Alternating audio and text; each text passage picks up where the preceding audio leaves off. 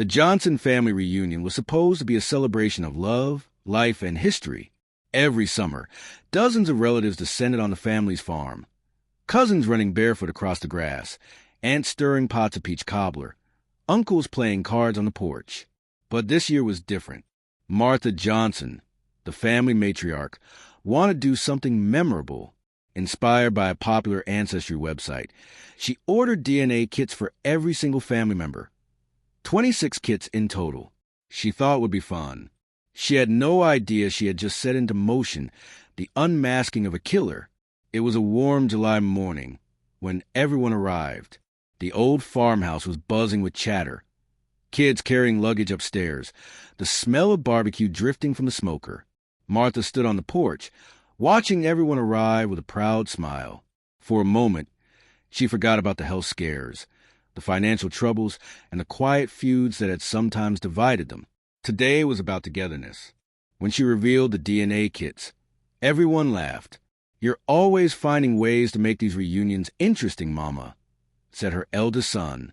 Everyone sat around the long wooden tables, carefully following the instructions, spitting into vials, labeling them. There was a festive mood. Jokes about finding secret royalty or proving once and for all which branch of the family was the smart one. But one man stood apart. Ethan Johnson, Martha's 34-year-old nephew, seemed reluctant. He finally did the test, but his expression was unreadable as he sealed the tube. To anyone else, Ethan was quiet but harmless. He worked as a mechanic in a neighboring town. He never married, never caused trouble. He was polite, dependable. But those who knew him well noticed he drank more than most. He avoided personal questions. He disappeared during conversations about childhood memories. And whenever the subject of the Jessica Carter murder came up, a local cold case that everyone in town still whispered about, Ethan would quietly leave the room. Jessica Carter's case had haunted the sheriff's department for over a decade. She had been a beloved schoolteacher, engaged to be married, when she was found brutally murdered in a wooded area near Highway 14. The investigation had yielded one crucial clue: DNA under Jessica's fingernails. But back then, DNA databases were limited. No one in the system matched. Years passed. Leads dried up. Her parents died never knowing who killed their daughter, until Martha's reunion set off a chain reaction. 6 weeks later, the family gathered again. This time, they were armed with laptops and printouts. There was so much laughter as people compared their ancestry results. Someone discovered they were 10% Scandinavian. Another found a trace of Native American ancestry that no one expected. Then Dana, a 29-year-old cousin, noticed something strange. Her results showed a close paternal match that didn't make sense. The system suggested she had a half-brother. The half-brother was Ethan. A wave of silence washed over the room. Dana's father looked shocked, then angry. Martha tried to calm everyone down. "This is what happens with these tests," she said. "They uncover secrets that some of us thought were buried." Whispers filled the room. Who was Ethan's real father? Why had no one ever said anything? Ethan stood up and left without saying a word. Martha couldn't sleep that night. Something about Ethan's reaction unsettled her. The next day, she called the DNA company and asked for more detailed data, something that could map out exactly who was related to whom. 2 weeks later, she got the results. Ethan's paternal line didn't just reveal a hidden family connection. It also uploaded his DNA to the company's criminal match database. And somewhere in the sheriff's office, an alert popped up. Sheriff Daniels had worked Jessica Carter's case for years. When he saw the partial match, he almost didn't believe it. The DNA from under Jessica's fingernails was a direct familial match to Ethan Johnson.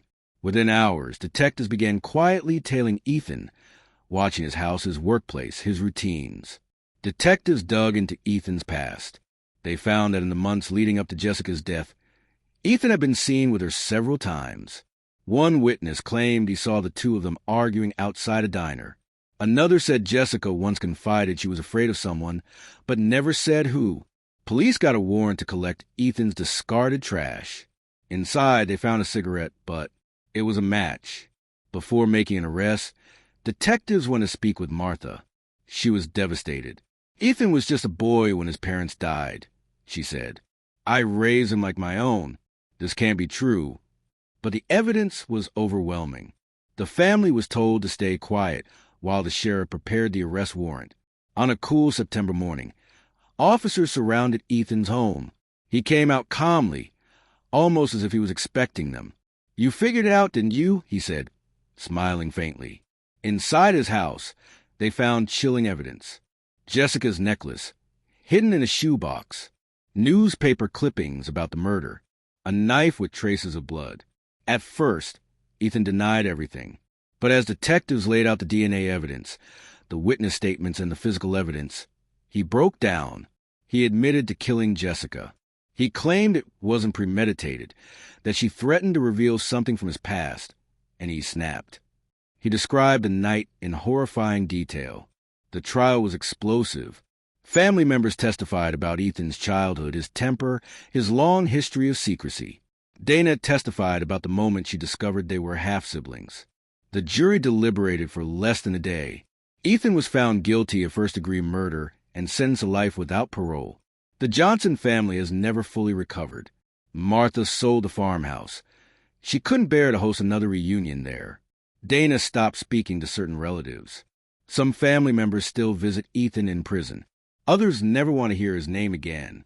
For Jessica's surviving relatives, the case brought bittersweet closure. They finally knew who killed her, but it didn't bring her back.